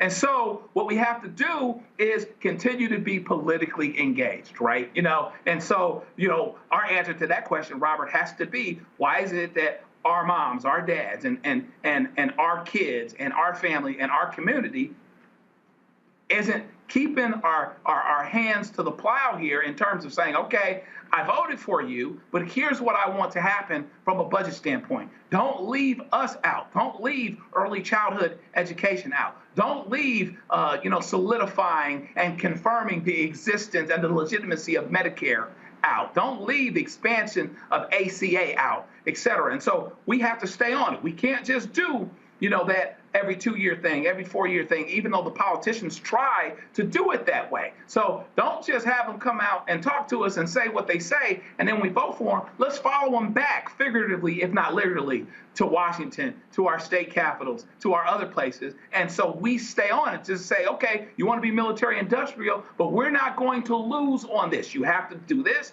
you have to do this, and you have to do this. Otherwise, we will vote you out. And that's why voting rights and voting, regardless of what's happening with those rights, is so, so important. Pastor Wright, in the 1960s, Malcolm X said, you put them first, they put you last, because they think of you as chumps, political chumps. And so when you have all these groups coming out, they had strippers doing "Get Your Booty to the Poll" for the midterms here in Georgia. Like I said, they had all the rappers coming out. They have all the entertainers and everybody else coming out saying you got to get to the polls. But then when it's time to spend the money, I don't see that same thing happening. This is why you got to get your money up. This is why you got to get paid up front on things. Because we saw an executive order on abortion after the Dobbs decision. We saw the Respect for Marriage Act. Because remember, a decade ago, the idea of gay marriage was the most abhorrent thing in American politics. It was a bridge too far. Even President Obama was talking about domestic partnerships as opposed to full marriage rights. But you get bipartisan support from Christian evangelical Republicans on the Respect for Marriage Act, but somehow we can't get criminal justice reform done. We can't get an executive order on voting rights. You're not getting any of the money out of this $1.7 trillion is getting spent. Make this make sense to us, and what can we do going forward to not have the same thing happen in 2024? I'm still stuck on you talking about the bipartisan support and left and the right and the $1 trillion budget and the folks on both sides down there doing a Dougie and a stink leg. And I'm trying to figure out which Republican folks was down there, first of all, and who of them would know which of one of those dancers you're talking about. So I'm trying to catch up because I'm stuck there. There's a video of Herschel Walker on stage, absolutely, doing some kind of little step and fetch it. So that don't it's count. both sides. That one don't count. Nope. We ain't playing that. That don't count. Sorry. You have to come with another better one than that. I'm sorry. But the reality is, when you look at these things and you look at these bills and you look at where it does not appear we are a priority, it is because we are not. We don't write big checks to candidates. We don't do a lot of the things that our elected leaders value to be able to continue to be our elected leaders. So until we find another voice that has enough heat behind it to be able to make them understand and recognize we're serious, and we're going to be serious not just with our words, but with our votes, we are not going to see ourselves as a priority in these bills that are being passed. The reality is, I don't care which party you belong to, but if you want to cut taxes and you want to talk about lowering the amount of money that you have to, quote, give out to folks, and help folks and all the social, this, that, and the other, then fix education. Level the playing field on education so that folks have a better chance of being able to continue their education and get a job where they can actually live, not just survive. So when we talk about, not being a priority, we have to make sure we understand the importance and what the priorities are that we have to advocate for and never ceasing, period. Look, I think this is a conversation that we're going to have to continue going forward. I think tomorrow we're going to do a full breakdown after we have a chance to read through that 4,000-page bill with the $1.7 trillion in spending to see exactly where it's going. But I recommend for people make some demands before you cast your vote. Make sure that these people understand, like, hey, you know, when they come to you at church and they say, look, I'd love to have your vote, pull them in real close and say, you know, you gotta pay what you weigh on these things. And these are the things I'm expecting. Very specific. Because trust me, if you go to that LGBTQ community, they're making sure you know I expect a vote on the Respect for Marriage Act in exchange for this vote. If you go to the feminist community, I'm expecting something on Dobbs in order to get this vote. We're the only ones that you send Cardi B and Meg Thee Stallion out to do some dances, and then we run into the polls without making any demands. We got to make those demands up front before giving out the vote. That is the currency that we have. We're operating in a pluralistic society. We're going to talk. We're going to be back after the break. You're listening, or you're watching Roland Martin Unfiltered on the Black Star Network.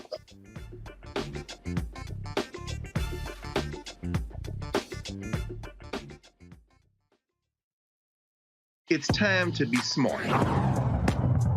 Roland Martin's doing this every day. Oh, no punches! Thank you, Roland Martin, for always giving voice to the issues. Look for Roland Martin in the whirlwind, to quote Marcus Garvey again. The video looks phenomenal, so I'm really excited to see it on my big screen. Support this man, Black Media. He makes sure that our stories are told. See, this difference between Black Star Network and Black-owned media and something like CNN. I got to defer to the brilliance of Dr. Carr and to the brilliance of the Black Star Network. I am rolling with Roland all the way. Honored to be on a show that you own. A black man owns the show. Folks, Black Star Network is here. I'm real revolutionary right now.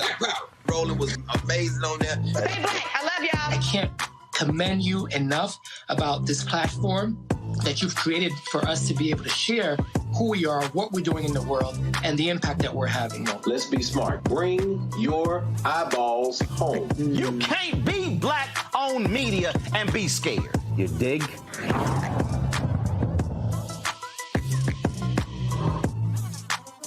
Folks, Black Star Network is here. Oh, no punches! I'm real revolutionary right now. Support this man, Black Media. He makes sure that our stories are told. Thank you for being the voice of Black America, Roland. Stay black. I love y'all. All momentum we have now, we have to keep this going. The video looks phenomenal. See, this difference between Black Star Network and Black-owned media and something like CNN. You can't be Black-owned media and be scared. It's time to be smart. Bring your eyeballs home. You dig?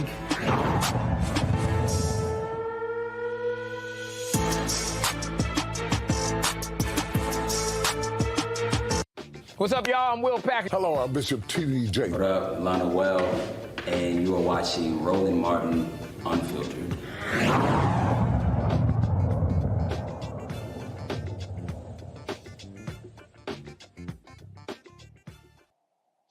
Going to hit some headlines. The Mississippi NAACP is suing the state over the Mississippi's legislative redistricting plan. If you guys remember, in this year's midterm elections, Democrats in large part lost the House majority because of redistricting. Redistricting in Florida basically created 5 Republican seats out of thin air. We saw this around the country. The Mississippi legislature has passed a new redistricting plan that significantly dilutes the percentage of the percentage of power that each vote of black residents have in their district. Because of this, Mississippi NAACP and 5 black residents have filed a federal lawsuit challenging the new district scheduled to be used in 2023 election. This comes only weeks before the qualifying deadline of February the 1st. Remember, voter suppression takes many forms. I think often when people talk about voter suppression, they're thinking about Bull Connor sitting outside of the polls with hoses and dogs stopping people from voting. In reality, there are various schemes and tools being used, particularly with the weakening of the Voting Rights Act in 2014 and the continued action by states in order to push and make it more difficult for black people to be able to exercise their franchise. So we're, of course, going to pay attention to that case going forward. Also, news anchor goes on a rant on Newsmax about the lack of white American Girl dolls. Can't make this up. Newsmax host Rob Finnerty had an on-air meltdown over the lack of white American Girl dolls. Here's what he had to say if we have the clip. How long has this been going on with American Girls? I took my 6-year-old to the store in Rockefeller Center, like the American Girl experience. And, you know, typically girls that are into American Girls, they get a doll that looks like them.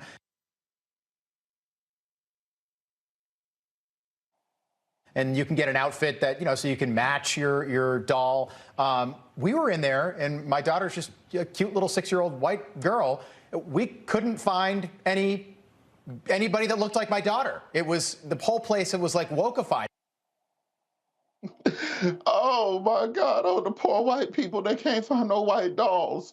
Oh Lord Jesus, what are they gonna do? However, will a young 16-year-old white girl find any representation of herself in America, where literally everything that you see is about the protection of little white girls? When you're playing video games as a kid, Super Mario is rescuing the blonde-haired, blue-eyed princess from the castle. When you watch movies going back to the 1920s and 30s, they're rescuing the blonde-haired, blue-eyed white girl from King Kong on top of the building, tied to train tracks. Every single piece of media, the eternal victim in America is the blonde-haired, blue-eyed white woman. But yet and still, this host seems to think that he is being oppressed and discriminated against, because this is the new white victimization culture that we see happening. You see this often on Tucker Carlson and other forms of white media. When they talk about woke and wokeism, Ron DeSantis in Florida saying this is where woke comes to die, they consider anything that is an attack on white supremacy to be quote-unquote woke. In their minds, any attacks on white supremacy are a fundamental attack on America. America and white supremacy are interchangeable to these people, and they see any efforts to diversify or to update or to recognize anybody besides cisgendered, straight white people in this country to be quote-unquote woke. I'm gonna bring the panel back in on this, because sometimes you gotta stop and just laugh at people. Pastor Wright, do you think that there's an issue where little white girls are not getting enough attention and not enough representation? Stop picking on that poor man. He's just trying to find something for his baby to look like her. You should sympathize. You know what that struggle is like, doggone it. I'm sorry, I couldn't resist. I have a granddaughter, and it wasn't, when she was born, it was still difficult to find dolls that looked like her. So I understand that it is special for folks that feel like they shouldn't have that problem to have that problem. And I think, quite honestly, the American Girl doll gave me a real good idea. I think we should try. I think, just like folks are having trouble finding the American Girl doll that represents what their children like, we should start having other folks get pulled over in hoodies driving their cars too. Because I feel like if we could, you know, you got to walk a mile in people's shoes. And maybe if folks could understand some of the issues and the problems, there'd be a little bit more sympathy and understanding, and we could really meet somewhere in the middle. So I think that doll situation has given me a good idea. We ought to start stopping white people in hoodies. Yeah, you know, they want all the benefits, but none of the detriments. It's strange how that works all of a sudden. Scott, do you think we should sympathize with this man and his, you know, his plight, and maybe send him some little white dolls so he can feel better about himself?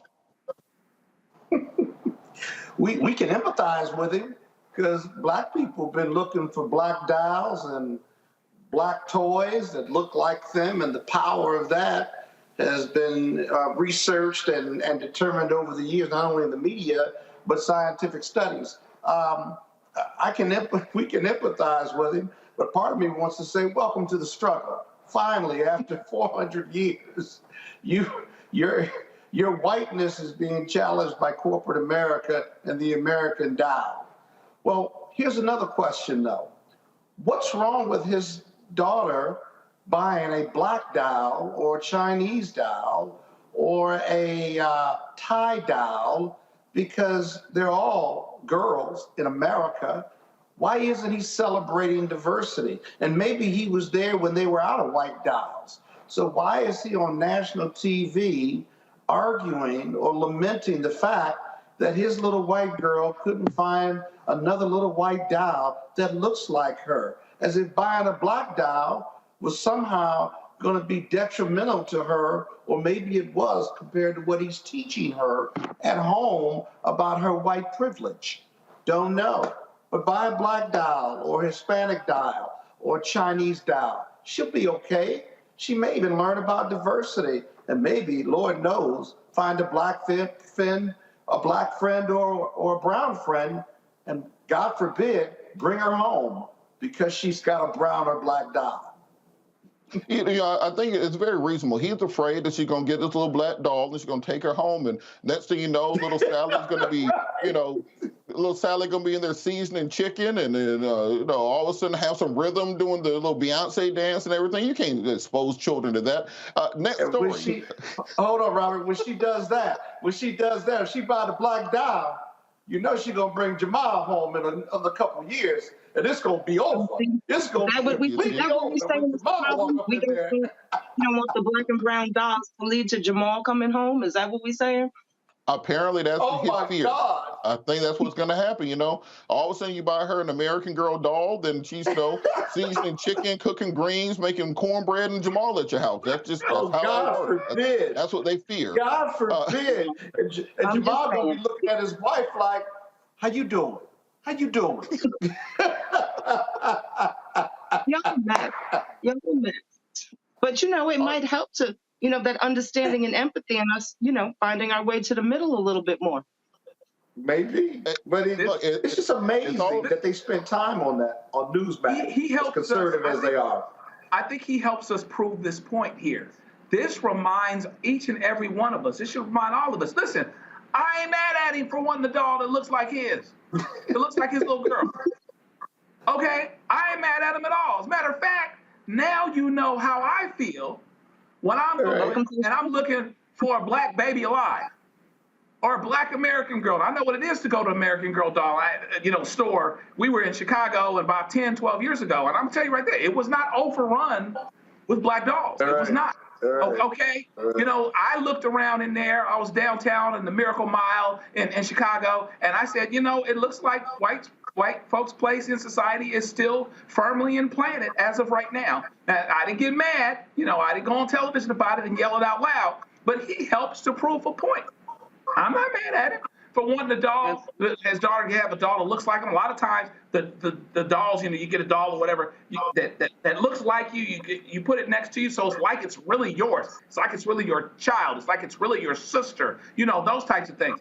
So in and of itself, I'm not mad at him about that. But now, hopefully, you understand our reality all the time. So when we turn on television and we don't see something that looks like us, when we go in the classroom, come on, somebody, and don't see anybody that looks like us. When we go to work and don't see somebody that looks like us, you feel like you are isolated and you're there yourself. And of course, going back decades, the doll thing that they did where even the black kids had it ingrained with them that the white doll was the best one.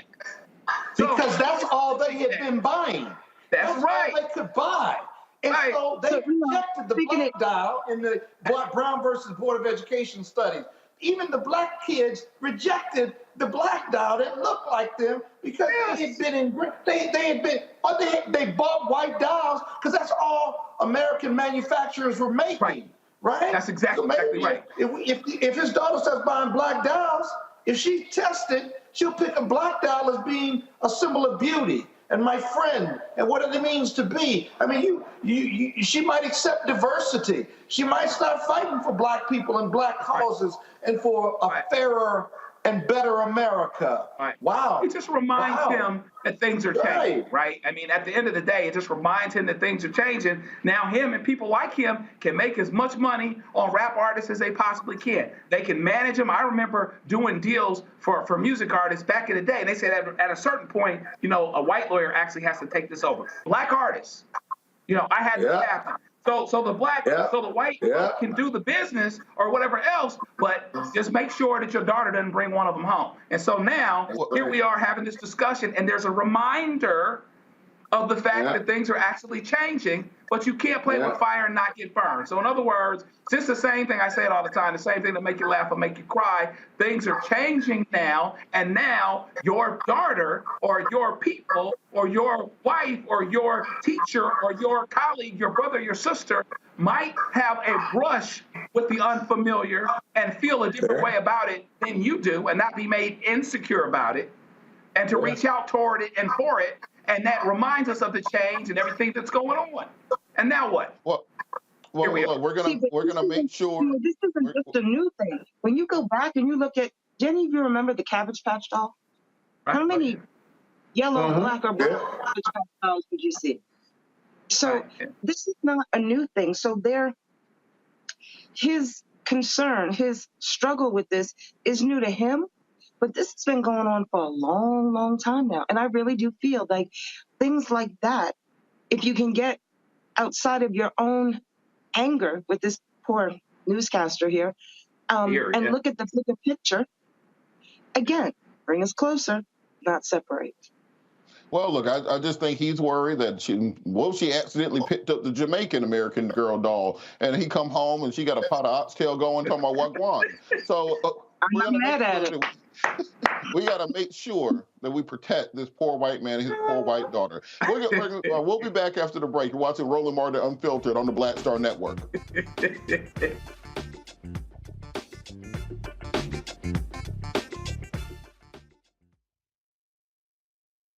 Hi, I'm Dr. Jackie Hood Martin, and I have a question for you. Ever feel as if your life is teetering and the weight and pressure of the world is consistently on your shoulders? Well, let me tell you, living a balanced life isn't easy. Join me each Tuesday on Black Star Network for A Balanced Life with Dr. Jackie. We'll laugh together, cry together, pull ourselves together, and cheer each other on. So join me for new shows each Tuesday on Black Star Network, A Balanced Life with Dr. Jackie.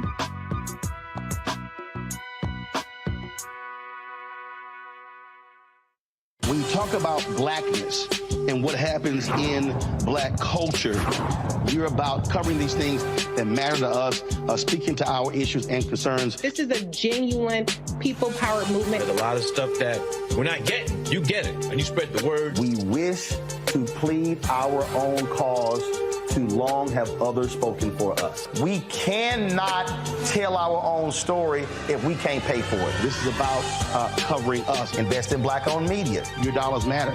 We don't have to keep asking them to cover our stuff. So please support us in what we do, folks. We want to hit 2,000 people, $50 this month, raise $100,000. We're behind 100,000, so we want to hit that. Y'all money makes this possible. Checks and money orders go to P.O. Box 57196, Washington, D.C. 20037-0196. The Cash App is $RM Unfiltered. PayPal is R Martin Unfiltered. Venmo is RM Unfiltered. Zelle is roland@rolandsmartin.com. Hello, everyone. It's Kiara Sheard. Hey, I'm Taj. I'm Coco. And I'm Lily. And we're SWV. What's up, y'all? It's Ryan Destiny, and you're watching Roland Martin Unfiltered.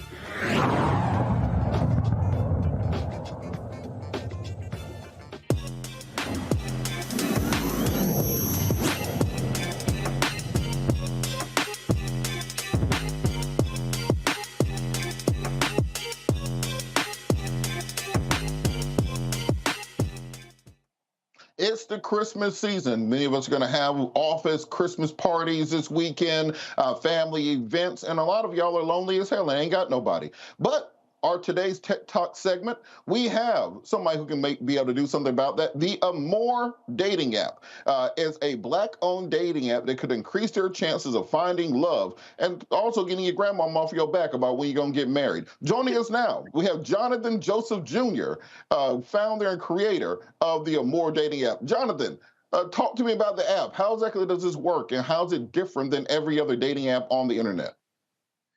Hey, Robert, thanks for having me. That's a great question. What we do is we focus on the preferences that people want when they're looking for a mate. So many times you see people swiping and, you're taking chances with what you're doing. What we're trying to do is focus on your preferences, the things that you want, and match you based on that. We also have what's known as the Love Lounge. which is for the sapiosexual people who are more into intellectual conversation. We have different rooms that we change the topics on daily to allow you to meet with somebody that way as well. So it kind of increases the chances of meeting somebody that's compatible with you rather than just swiping and hoping for the best. So it's not just a swipe left, swipe right, like Tinder. It's not just creating a profile like, you know, some of the other dating apps. Talk about how the mechanics of this work is more conversational than other apps are.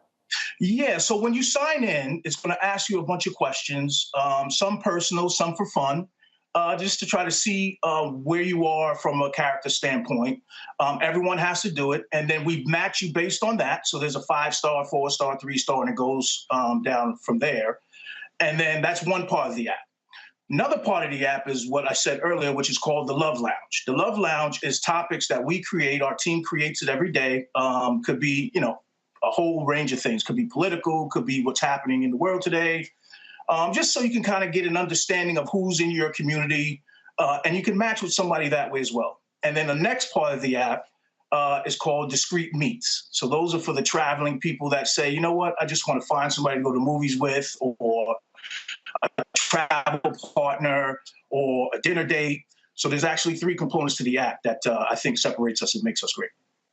Okay, so the conversation part, so it's kind of like a clubhouse where people can have conversations with people who have similar interests. Then there's kind of a dating profile section where you put in what you're looking for and you kind of match with people along that. And then it's like you have a section for freaks. So they're just an area for freaks. What you saying? I knew you was gonna go there, Robert. I wouldn't call it. I mean, it sounds like that's for freaks, and look, ain't nothing wrong with it. It's called Discreet Meets. That's what we're going to call it. It's called Discreet Meets. In the words of the prophet CeeLo Green, everybody that's grown got a skeleton bone that got hidden away. Yes, y'all, there's a freaking us, y'all, just some choose not to say. Don't let them who ain't yet make you the little balls of clay. I'm just saying, look, if it's for freaks, just say it's for freaks and call it the freaks. I mean, if you want to name it the Boom Boom Room, that's cool. But it's called Discreet Meets, and it's for everyone. It's really, we really thought about that section for travelers. Because there are a lot of people that travel, they go from city to city, and they say, you know what, I just don't want to eat alone. I'd rather have somebody I can eat with, and this gives them an opportunity to meet people in the area where they're traveling who may feel the same way. Okay, and so when you're signing up, is this where there's a fee to sign up or different levels of membership? Talk about kind of the mechanics of it and what the success rates are with regards to finding people. That is a great question. And I think that is where you find, I mean, there's thousands of apps, right? When you log into your Play stores or your Apple store. I think this is what separates us. We don't have paywalls is what it's known as. So, you know, if you go hit the back button, they want to charge you. If you send a message, they want to charge you. We don't do that. We charge one flat rate. Our most expensive plan is $10 a month. It is free to download. But to get to the certain features, you must be a premium member. And in order to be a premium member, it's just $6 a month. So we're not trying to break the bank. You know, we want low costs and high results. And because we're basing it on your preferences, I think we have a higher success rate because it allows you to, you know, base things on characters, traits that you can match with someone else as opposed to just swiping and then trying to find out that that person's not a match for you. Now, with that, you know, a lot of the prophet Kevin Samuels often said that people have unrealistic expectations. You know, every guy is going to put in, you know, 5'5", brown eyes, caramel skin, long hair, Pam Grier from 1972. Are there ways for people to kind of get an idea of what's actually out there instead of, you know, all the women are going to put 6'4", multi-millionaire, six-pack abs, who also cooks French cuisine and loves his mama, those sorts of things. You know, is there a way to kind of let people know what's out there when they're shaping their preferences, or you just kind of hope you're going to get what you put into the slot machine? That's a great question. What we have is it's a filter button. So once you fill out your questionnaire, you can match that way. But then as you're going in, you can also filter through and say, okay, I want this particular person. I want this size, you know, this kind of thing, this distance, which is a big one. So you can alter and filter that way because there's a lot of people that, you know, may want to date interracially. And we give them that option. So you can basically see who it is you want to see as opposed to seeing people that you know are probably going to have no shot. All right. We're going to bring the panel in. Pastor Wright, do you have any questions? See, now you have to go to me first on that one, huh? Ladies first, of course. As a disclaimer, it is the holidays. It is the week before Christmas. I do not want my gifts to be replaced with a lump of coal. I will not be asking any questions nor visiting your Facebook page. All right, Scott, did you have a question? Scott, you there, or are you trying to download the freak section of the app real quick? I'm coming. Okay, I'm back. I'm sorry. Good doctor, I appreciate this app and stuff, although I'm a married man. But you had one of your promotions of this article I saw had to do with sapiosexuals, if you will. Could you tell us about how you can isolate sapio or sapiosexuals, people who are attracted to really intelligent people? Correct. So when we created the Love Lounges, we did that with the mindset that we wanted to create a platform for people that, okay, great, you look good, you may be attractive, but what's inside, right? So we created the Love Lounge with different topics that people, might resonate with certain people so that they can log in with like-minded people who want to talk about that same topic and have a discussion. And then that way you might like what that person, him or her, is saying, and you can match with them that way as well. So it's just another aspect of meeting someone. So how do you know if you're attracted to people who are intelligent? So is that all it is, or do they have a sexual relationship as well? I don't know. I think that one it all depends on the people. I think obviously there has to be some sort of attraction there, right? If we're talking about being a mate. But I think people are trying to find something more than that. I think the apps are not allowing you, some of them are not allowing you to find out more about that person, dig in deeper. It's not allowing you to do that. So now, I've been in the restaurant business for 20 years. I actually own a bar in Baltimore called Happy Hour Heaven. And I've seen first dates fail consistently. And 80% of them are, dating app dates. And it's and for that reason. Well, I've long argued to my friends and fraternity brothers that one of the most attractive what is a sexual attraction is intelligence for most people, whether they realize it or not, right? Or humor, 100%. Before you get to the physical part of the relationship. Yeah, I would agree with that 100%. I think the pictures, to me, is like window shopping, right? Yeah. You still have to try on the suit, try on the tie, make sure it fits you. And have somebody to talk to. Right. With some reasonable intelligence, right? I couldn't agree more. Look, I wish I had the hope and optimism of y'all, but Joe, do you have a question? I'm having so much fun with this. You just want to hear more about the boom boom room. Right. Yeah, because the sapio area sound like that's the ugly people area. Like, if you're ugly with your personality, you go over to the talking section to see if you go over to the talking section to see if you can pull somebody over there. But the boom boom room. Back to the freak. The boom boom room. Don't have your question about the freaks. All right, we're having entirely too much fun here. But so let me ask you. I'm a little old-fashioned. I met my wife 30 years ago in college, and it took a brother 9 years, but we eventually got married. So there weren't any dating apps. So how would this be something that distinguishes itself for people that think that meeting someone online is still taboo, or someone that is not into dating apps, so they don't think they'd be into dating apps? Why would this be any different for them? And then the other question I would be is there any screening for safety-related reasons? Okay, all great questions. I remember growing up that I could bond in the grocery store over, maybe Cinnamon Toast Crunch if we had like cereal, right? Or maybe I could be a gentleman and help a young lady pump the gas, and I could meet a woman that way. These days, those things are, because of COVID and everybody's got their phones in. It's very difficult for people to meet now. So dating apps is what's happening. So that's the first thing. Second thing is, I think for us, we're more than a dating app. I think the Love Lounge allows us to be more than a dating app. And also, when you're putting your preferences in and you match with somebody, the chances that you find someone that you can at least have an intelligent conversation with, like we were saying earlier, go up significantly. So I think that would be some of the things that separate us. For the people that are not wanting to do a traditional dating app, I think we fall right in that line with that. Safety is one of those things we take very seriously. We have a disclaimer when you go into any of our rooms that say, use common sense. Don't give out your phone number if you're going to meet someone. If you're going to meet someone off the app, please meet them in a public place. We leave tips to say, if you're going in a restaurant, please let the host know, hey, I'm here and I'm on a first date, so that everybody's aware of what's happening. Because the fact of the matter is there are people who are, just not right in the head. And unfortunately, they prey on apps like this to find people that are vulnerable. But yeah, we have things in place. If there's anyone who's experienced some sort of dating trauma or anything like that, we have 1-800 number listed on the app. So we try to make sure from the Amore community that we're offering everything that we can for our people. And you can even report someone in the app. If you don't feel comfortable with a message you got sent or anything like that, you can send a message out, we can block that user immediately. And there's a no 3-strike rule thing. It's a one time and you're done. And we just completely take them off the app. So we take things like that very seriously.